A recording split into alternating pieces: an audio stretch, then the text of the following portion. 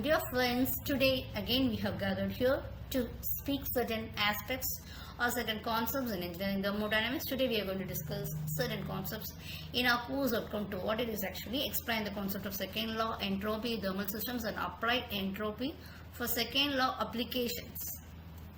Okay, the second law and entropy, what it is actually, a heat engine is, we have a refrigerator, we have a heat pump, and the statements of second law and the equivalents and corollaries, and also we have a Carnot cycle. We'll be learning about reverse Carnot cycle, performance, Classical inequality, and then also we have a concept of entropy, TS diagram, TS equations and entropy change for the pure substance.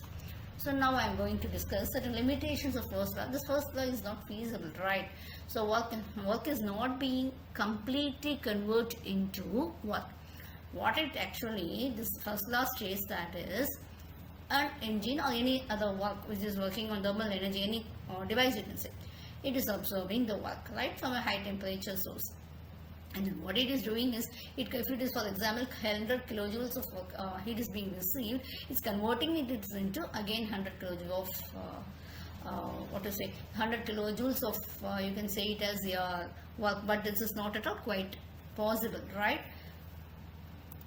So in the second law of thermodynamics, what it states that it's imperization of your first law. It states that heat cannot flow itself from a colder body to a hotter body. So the second law was also used to determine the theoretical limits for the performance of mostly used engineering systems. So what extent an engine or any other device can be efficient, thermal efficiency. You can see that the energies have it as high grade energy and also low grade energy, and high grade energy is actually, it's like electrical energy somewhat. That also we do have transmission losses and other things, but when you compare with energy like thermal energy is okay. So thermal energy is a low grade energy. Well, there's energy conversion, lot of losses takes place and there's no complete conversion to work. So now we'll be discussing some Kelvin-Planck statement of second law of thermodynamics. What it states that it is impossible to form any device as heat engine that operates on a cycle to receive heat from a single reservoir and produce a net amount of heat. So what it says is, see what I already said, it is receiving the heat from some source, we can say, high temperature one, we can call it as a source, and actually it is rejecting so heat to another source, or we can say it as a sink. If it is a low temperature, we call it as a sink. So this statement means only a part of total heat absorbed by the heat engine from the high temperature is being converted into work, and the remaining heat must be converted and rejected at a low temperature. So what is conversion? You can see that Q is equal to 100 kilojoules.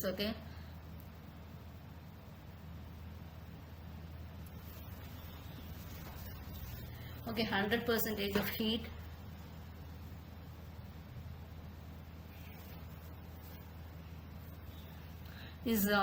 of heat is not converted into 100% of work.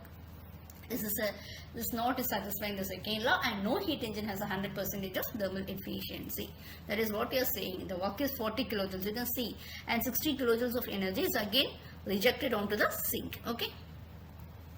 Next one is Clashes statement. What it is actually, it is impossible to construct a device of heat pump that operates in a cycle and produces no effect other than transfer of heat from a lower temperature to higher temperature. It is very, very impossible. What it is doing, device is just, it's called it as a heat pump, we can say, is operating in a cycle. What it is, it's just passing on heat from one to other. So this is not at all possible. So what it means is, heat cannot flow from a cold body to hot body without any work input. It flows from higher temperature to lower temperature, but if you want to plan it from cold body to hot body, then you have to give certain work as input, otherwise it's not feasible as per the Clashes statement. And now we can have a comparison of Kelvin-Planck statement, also the Clashes statements. Kelvin-Planck statement is applied to heat engine, whereas the Clashes statement is applied to heat pump and also the refrigerator. So this is a negative statement. It's also a negative, is not feasible that way. It shows. So Kelvin-Planck statement is based on experimental observation and no mathematical proof. Similarly, here also it's based on experiments and we don't have any mathematical computations. So next we will be seeing what is perpetual motion machine. So if the engine extends heat only to a single reservoir in which heat is supplied completely and we are having a complete equivalent amount of work and efficiency 100%, this is called as a perpetual motion machine, which is impossible to construct. Okay, so this cannot be possible in reality. So this is PPMM2 is not a real machine.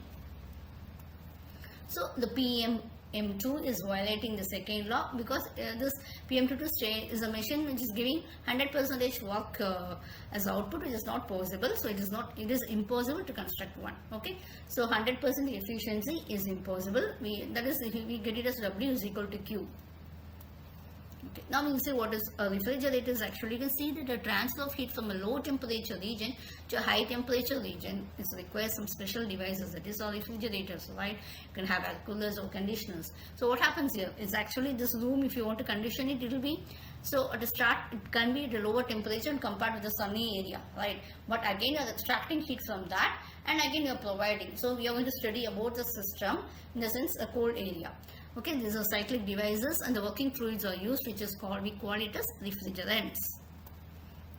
So the objective of the refrigerant is to remove the heat from the cold media, whereas the objective of the heat pump is to supply heat to your warm media. So that is the difference between this. Both actually they take heat from a cold area only, that's same, right? But what it is, the objective varies. So COP of R is equal to Q1 by W actual, whereas there is a cooling effect, is the desired effect, whereas in the case of your heat pump, the desired output is your heating effect. So COP of heat pump is equal to COP of R plus 1. Thank you all. We shall meet in the next video.